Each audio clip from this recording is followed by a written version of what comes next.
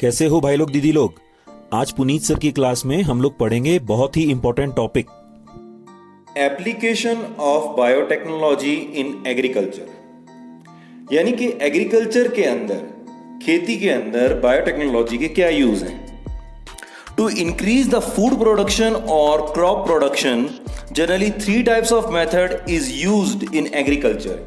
यानी कि एग्रीकल्चर के अंदर फूड प्रोडक्शन या क्रॉप प्रोडक्शन को बढ़ाने के लिए हम 3 मेथड्स यूज करते हैं। आइए देखते हैं कौन कौन से वो मेथड है। सबसे पहला मेथड आता है एग्रोकेमिकल बेस्ड फार्मिंग। यानी कि इसमें हम क्या करते हैं, एग्रोकेमिकल यूज करते हैं और खेती करते हैं और प्रोडक्शन को बढ़ाते हैं। दूसरा आता है ऑर्गेनिक फार्मिंग या ऑर्गेनिक एग्रीकल्चर और तीसरा है by genetically modified crops, GMC। सबसे पहले आता है एग्रोकेमिकल बेस्ड फार्मिंग। इसमें आता है एग्रोकेमिकल बेस्ड फार्मिंग में एग्रोकेमिकल होते क्या हैं।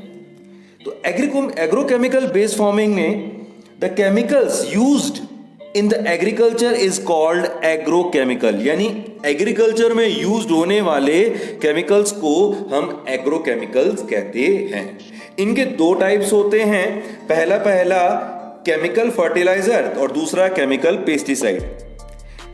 Chemical fertiliser is a chemical compound which increase the mineral concentration of soil rapidly and artificially। यानी ये क्या कर रहा है, मिनरल कंसंट्रेशन को अचानक से बढ़ा देता है, बहुत तेजी से और जल्दीली, और इसको यूज करना बहुत आसान है। दूसरा है chemical pesticide. Chemical pesticides are the toxic chemicals which kill the pest और हार्मफुल ऑर्गेनिज्म।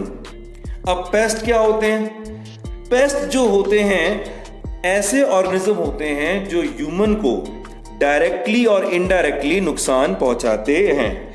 जरूरी नहीं है कि हमें सीधा नुकसान पहुंचाए, ये हमारे खाने को नुकसान पहुंचा सकते हैं। तो ऐसे केमिकल्स जो इन पेस्ट को मारते हैं उन्हें हम कहते हैं क्या, केमिकल पेस्टिसाइड्स।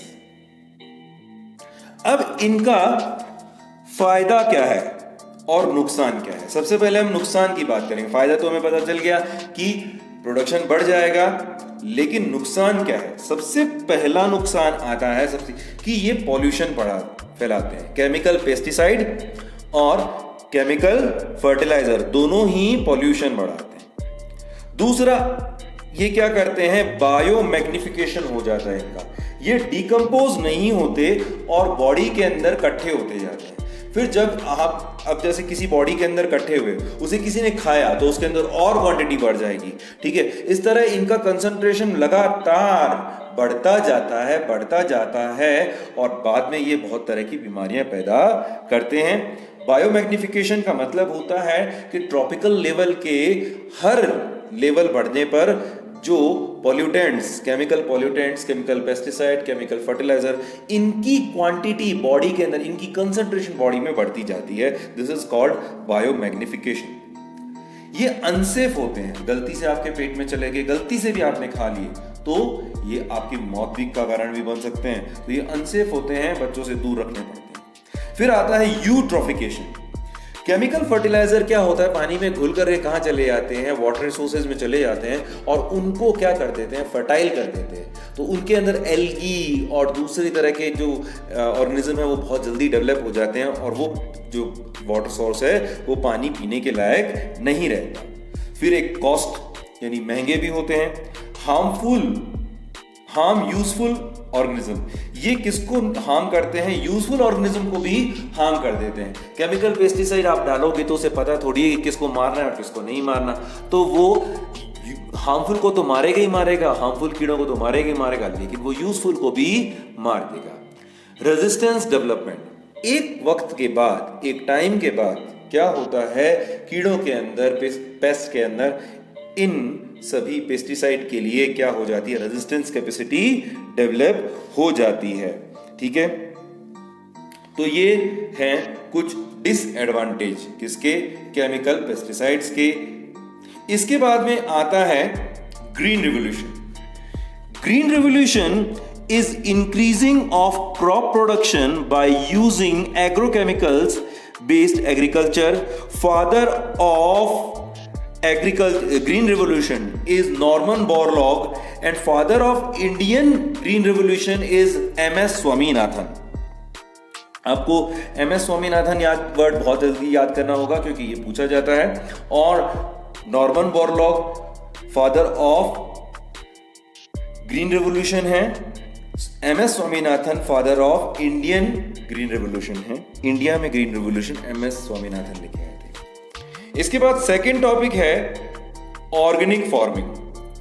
ऑर्गेनिक फार्मिंग या organic agriculture, use of organic material means organic fertiliser, organic pesticide in the agriculture is called organic agriculture और ऑर्गेनिक फार्मिंग.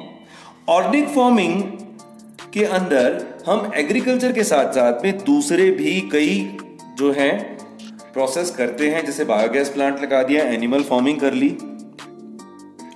इसमें ऑर्गेनिक फार्मिंग में एक प्रोडक्ट का जो वेस्ट है वो दूसरे प्रोडक्ट का इन्वेस्टमेंट हो जाता है. जैसे कि एग्रीकल्चर में हमें जो मेन क्रॉप मिलता है, क्रॉप का वेस्ट जो मिलता है वो हम किसको खिला देते हैं? एनिमल्स को. एनिमल फार्मिंग में एनिमल्स को खिला देते हैं. अब एनिमल से हमें क्या मिलेगा? मिल्क मिलेगा, ठीक है. लेकिन एनिमल का जो एक्सक्रीटा है, जो उसका वेस्ट प्रोडक्ट है, एनिमल वेस्ट है, वो हम किस में डाल देंगे? बायोगैस प्लांट में. बायोगैस प्लांट में हमें क्या मिलेगा? बायोगैस मिलेगी और वेस्ट प्रोडक्ट क्या मिलेगा? मैन्योर मिलेगा, जिसको हम क्या करेंगे? फील्ड में डाल देंगे, एग्रीकल्चर में यूज कर लेंगे. तो यहां पर किसी भी तरह का वेस्ट नहीं बनता. इसीलिए एनिमल फार्मिंग को, ऑर्गेनिक फार्मिंग को हम क्या कहते हैं? जीरो वेस्ट फार्मिंग कहते हैं. इसके बाद आता है, अब इसकी लिमिटेशंस क्या है? पहली बात तो कि इसमें प्रोडक्शन जो है, मेन्योर का प्रोडक्शन है, जो भी प्रोडक्शन है वो लिमिटेड हो सकता है. दूसरी बात आती है less availability of the organic fertiliser. Organic fertiliser की अवेलेबिलिटी भी हमारे देश में बहुत कम है, ठीक है. तो अगला आता है, थर्ड आता है GMC, genetically modified crops. Genetically modified crops क्या होती हैं?